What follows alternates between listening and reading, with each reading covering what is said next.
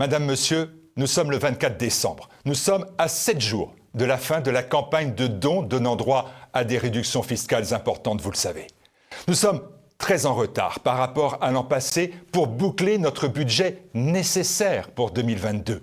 Je ne vous cacherai pas que c'est pour nous un grand motif de préoccupation et j'en appelle à l'aide directe de tous ceux qui entendent ce message. Bien sûr, en cette veille de Noël, nous ne perdons pas également de l'esprit que dans ces temps troublés et oppressants, chacun vit aussi ses propres difficultés.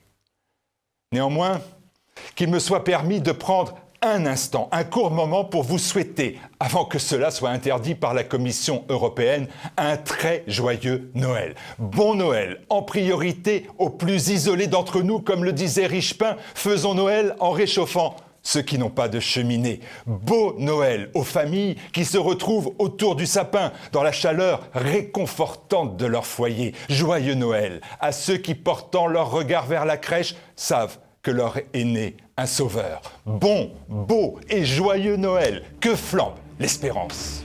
2022 est l'année de tous les dangers. Ils ne nous épargneront pas. En cette année décisive, TV Liberté est votre arme, le fer de lance de vos idées.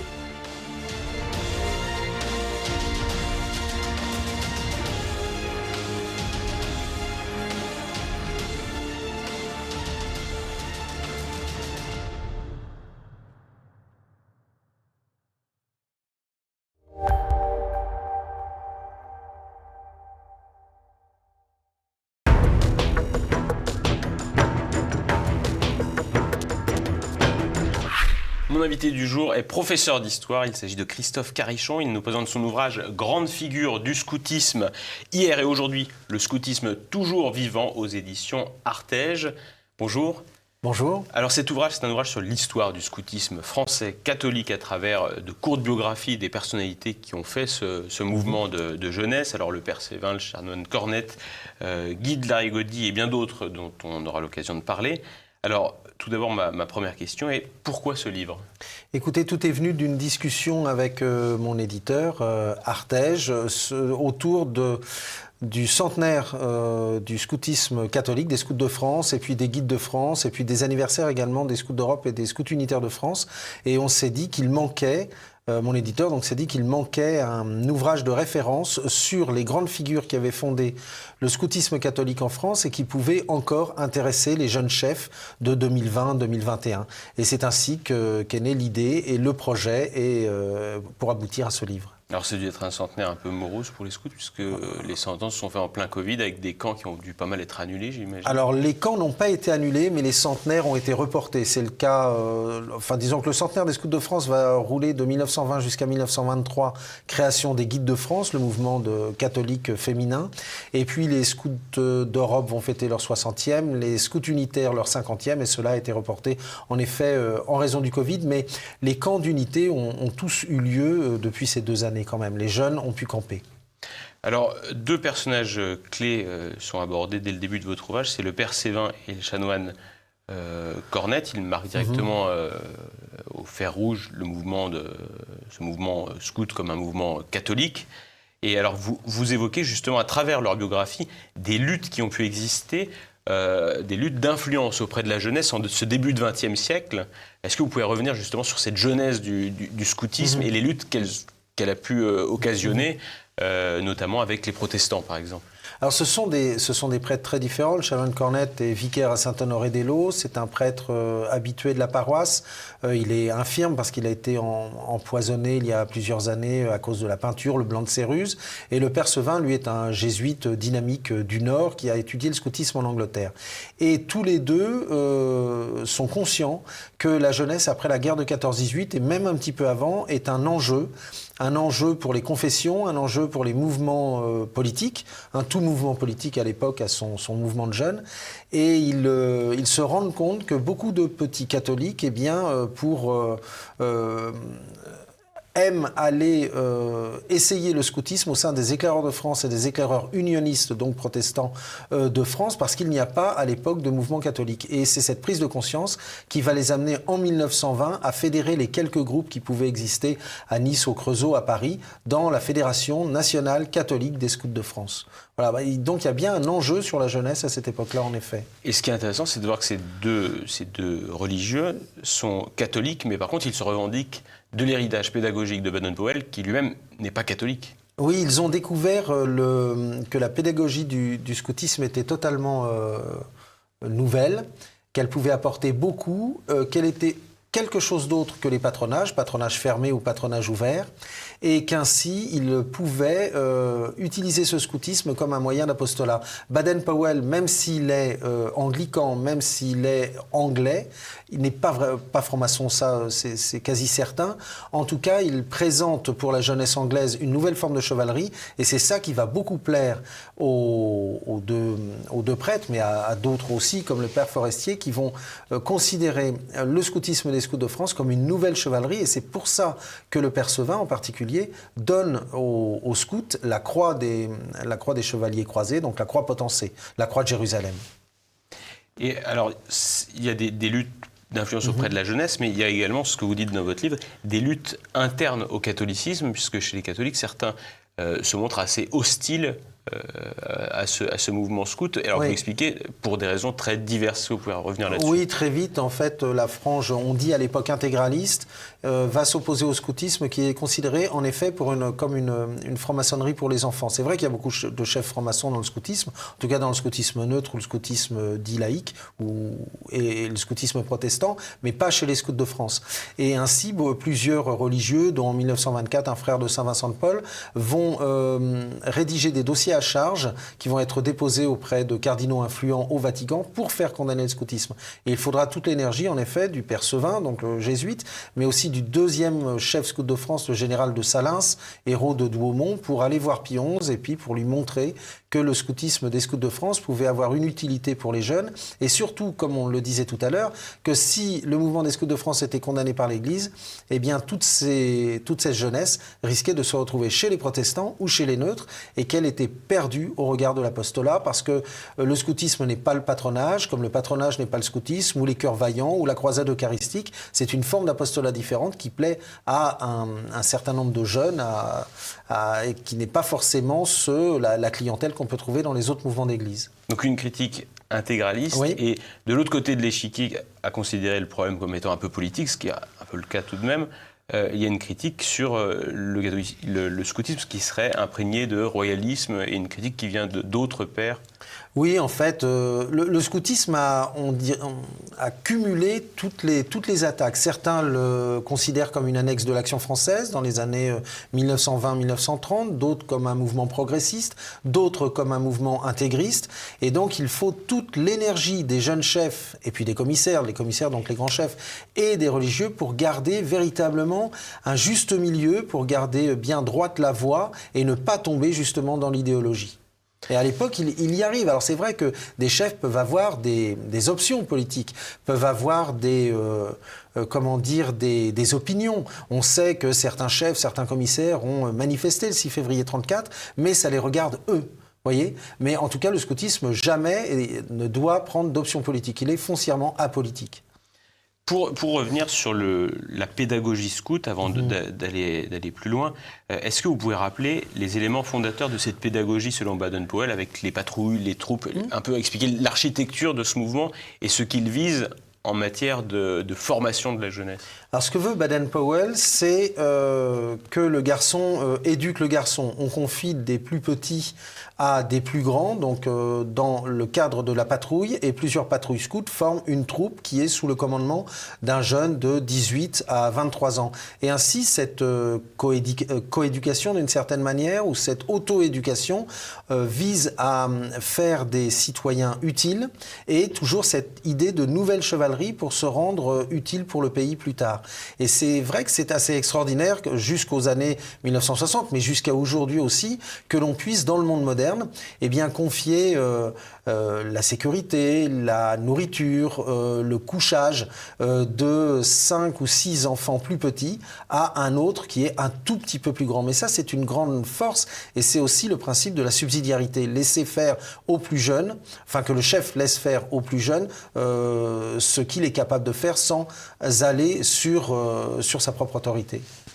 Alors, parmi les personnages que vous évoquez dans votre ouvrage, il y en a un qui est particulièrement haut en couleur, c'est Paul Coz, qui finira par quitter le mouvement et qui a une vie assez exceptionnelle, qui pourrait faire l'objet d'un roman encore plus long et juste sur lui, je pense.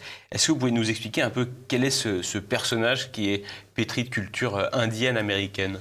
Alors Paul et Marcel Coz sont deux petits garçons qui arrivent à Saint-Honoré-des-Laux. Ils sont nés à Beyrouth d'un père ingénieur d'origine alsacienne et puis d'une princesse d'origine russe, ukrainienne, moldave.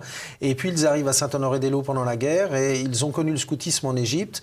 Ils sont les fondateurs quasiment du groupe Saint-Louis, actuellement toujours au Scout unitaire de France, l'un des premiers groupes scouts catholiques en France. Et Paul Coz va très tôt être fasciné par la culture amérindienne.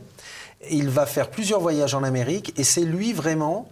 Il devient grand chef au Scout de France. Je l'appelle dans le livre le premier des Scouts de France parce que pour moi, c'est celui qui a véritablement appris aux Scouts de France la science des bois.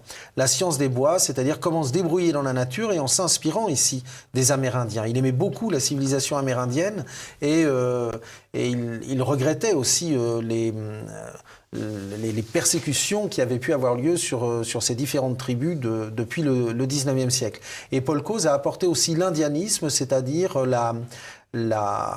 l'imitation de certaines pratiques, voire cultes amérindiens dans le scoutisme. Alors ça a été évidemment très mal vu par le scoutisme catholique, puisque c'était considéré comme une forme d'adoration de Dieu dans la nature, donc une forme de panthéisme.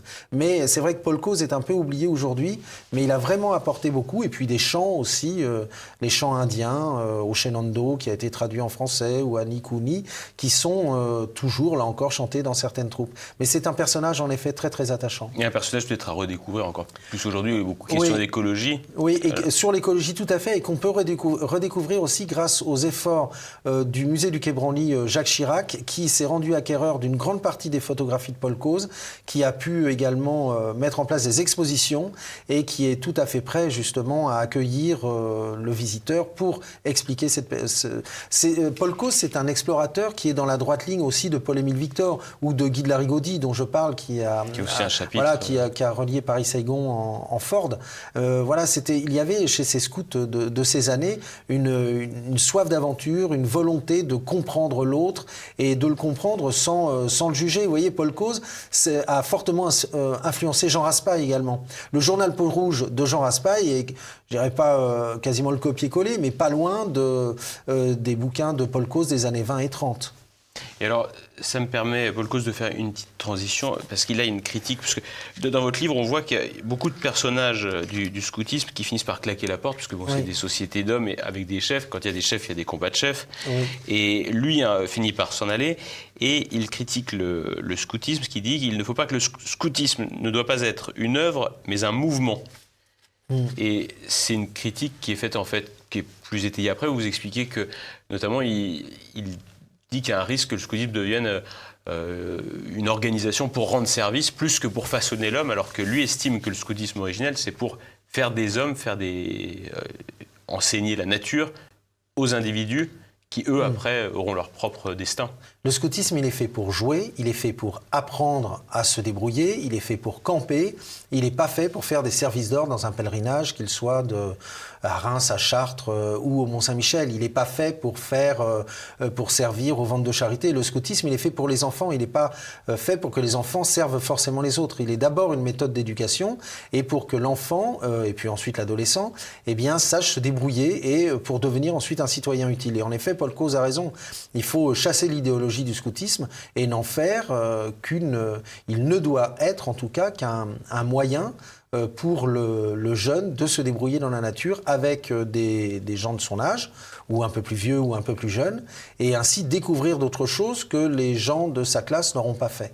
C'est un service au sein de la patrouille, au sein de la troupe, au sein de... C'est ça. Ça n'empêche pas que les scouts peuvent aussi rendre des services. On les a toujours vus à la quête pour les lépreux. On les a vus pour le confinement aussi, au moment du confinement, où énormément de jeunes se sont lancés pour apporter les repas pour les anciens, pour aider les soignants. Mais c'est pas l'objectif du scoutisme. L'objectif du scoutisme, c'est pas d'être une ONG. C'est pas une ONG. Alors, souvent, quand on pense scoutisme, on pense aux hommes, puisque ce sont les scouts, mais le mouvement initial, c'est Scouts et Guides de France. Alors, pas initialement, non. Initialement, c'est les Scouts de France, mais et à côté... 1923, vous disiez... Alors, oui, mais ce sont deux organisations indépendantes. C'est simplement au moment des années 2000 que Scouts de France et Guides de France vont se réunir ensemble. Mais le mouvement existait déjà, les Guides de France préexistaient. Oui, dès 1923. Et justement, ces femmes, il en est moins question dans votre livre, mais vous évoquez quand même Lucienne Géraud-Kéraude, mais également... Janine Chabrol, qui, elle, s'est occupée du louvetisme. Est-ce que vous pouvez nous en dire un peu plus sur cette Oui, bien sûr. Le louvetisme, c'est le scoutisme pour les petits, c'est-à-dire de 8 à 12 ans, et il est basé sur la mythologie du livre de la jungle de Kipling, christianisé chez les Scouts de France avec la figure du Saint-François et du loup de Gubbio. Et Janine Chabrol est en effet une jeune fille qui découvre le scoutisme et qui va être choisie par le chanoine Cornette à Saint-Honoré-des-Laux, là encore à Paris, qui lui dit « Écoutez mademoiselle, vous savez nager, vous saurez bien vous occuper de petits garçons ». Et c'est ainsi que Janine Chabrol, avec d'autres jeunes filles, va fonder la première... Enfin, pas fonder, mais prendre en charge les premières meutes des Scouts de France, avec d'autres comme Françoise Deuve, comme Françoise Pistre, des grandes personnalités que je n'ai pas pu forcément développer dans mon livre. Et c'est intéressant de voir que ces cheftaines, dès les années 20 et les années 30, donc qui sont des jeunes filles, sont dans un mouvement masculin. Chose qui était assez mal vue quand même à ce moment-là pour des jeunes filles d'aller courir avec des garçons dans les bois. C'est ainsi qu'on pouvait les critiquer. Mais la cheftaine est devenue, en tant que telle, un personnage incontournable du mouvement du scoutisme catholique. À côté, les Guides de France sont un mouvement exclusivement féminin, fondé en effet dans les années 1923, totalement copié d'ailleurs sur le mouvement masculin, parce qu'il y avait une demande aussi auprès des sœurs, des cousines, des scouts qui partaient camper le week-end. Et alors, il y a eu une séparation dans le scoutisme à un moment entre les scouts de France et les scouts unitaires, scouts d'Europe ou d'autres mouvements. Est-ce que vous pouvez nous rappeler brièvement qu'est-ce qui a fait cette espèce de fracture au sein des familles scouts ? C'est le contexte des années 60, c'est les 60s, c'est le concile, c'est la volonté d'essayer de coller au monde. Alors les scouts de France de cette époque-là vont vouloir coller au monde en proposant un autre scoutisme, véritablement un autre scoutisme, donc en cassant la patrouille dont je parlais tout à l'heure, en changeant l'uniforme. L'uniforme beige se transforme en uniforme rouge, bleu, jaune ou vert, et puis en enlevant le foulard, donc tout ça dans les années 60-70, et en se transformant peut-être davantage en mouvement idéologique qu'en mouvement uniquement de jeunes. Et à cette évolution, qui est une évolution obligatoire, eh bien, certains chefs, cheftaines ou jeunes, ou parents aussi, vont s'opposer, et c'est ça qui va être à l'origine des guides et scouts d'Europe, en la personne des chefs de groupe des scouts bretons de Paris, donc Pierre et Lucienne Géraud-Kéraude, et puis du côté de 10 ans après, en 71, eh bien, ce sera grâce à Michel Menu, un grand chef raider, ou alors grâce à Pierre de Montjamon, eh bien, que vont se fonder les scouts unitaires de France, c'est-à-dire qui gardent l'unité de la patrouille dans leur troupe. Aujourd'hui, les distinctions sont quand même beaucoup moins... Enfin, disons qu'il y a beaucoup moins d'opposition. Les oppositions sont beaucoup moins virulentes. Alors que dans les années 60-70, l'opposition, l'histoire était très sanglante. Entre ces mouvements. Ah ouais, très très sanglante. C'est-à-dire qu'il y avait des dénonciations de curés ou de chefs aux évêques pour dénoncer les scouts d'Europe ou les scouts unitaires. Et puis les scouts unitaires et les scouts d'Europe rendaient l'appareil aux scouts de France qu'ils accusaient de ne plus faire de scoutisme. Mais aujourd'hui, disons qu'il y a plusieurs mouvements de scoutisme qui font un scoutisme différent et qui ont certainement aussi une vision du catholicisme et une pratique du catholicisme différente. Ça, c'est certain. Mais tout ça sont les héritages du Concile et de l'évolution des années 60 à 2020. Alors c'est un beau livre, je ne cache rien. On voit beaucoup de personnages qui appartiennent tous au passé, tous sont morts, ou il me semble. Tous sont morts, oui. Qu'est-ce que ça veut dire? Est-ce que ça veut dire que l'histoire du scoutisme est finie? Parce que nous sommes dans une période qui est quand même une période de déchristianisation jusque dans l'Église, une période du tout numérique, où les enfants sont beaucoup plus tôt confrontés à l'outil numérique qui empêche le rêve, qui empêche le jeu, et qui permet d'autres choses, probablement que je ne développerai pas ici. Mais alors, ça veut dire, est-ce que l'histoire du scoutisme est finie, ou est-ce qu'il y a encore un espoir que le scoutisme perdure en France, le scoutisme catholique? Aujourd'hui, il y a 150 000 jeunes qui sont dans les grands mouvements, plus les petits mouvements que sont les Europa Scouts, ou les Scouts de Doran, ou les Scouts Godefroy-de-Bouillon, qui sont des petits mouvements, mais qui ont aussi leurs adhérents. 150 000 jeunes qui, 1 à 4 fois par mois, vont camper dans la nature. 150 000 jeunes qui campent à Pâques et en juillet. Je crois que ce sont eux maintenant les héros du scoutisme et les dignes héritiers alors du père Sevin, du père Forestier, du général de Salins, de Paul Cause, de Larigaudy. Et ce sont eux ces héros, c'est-à-dire ce jeune chef, cette jeune cheftaine qui est en licence d'histoire ou en psycho ou à Sciences Po et qui passe ses week-ends plutôt que d'aller en soirée mondaine ou d'aller en boîte, eh bien, qui vont passer du temps pour leurs petits louveteaux, pour leurs petites Jeannettes, pour leurs pionniers aussi, et qui vont donner ce qu'ils ont parce qu'ils ont reçu quelque chose qu'ils devaient transmettre, selon le joli mot de saint Paul. Merci beaucoup Christophe Carichon, je répète, grande figure du scoutisme aux éditions Artege. Merci.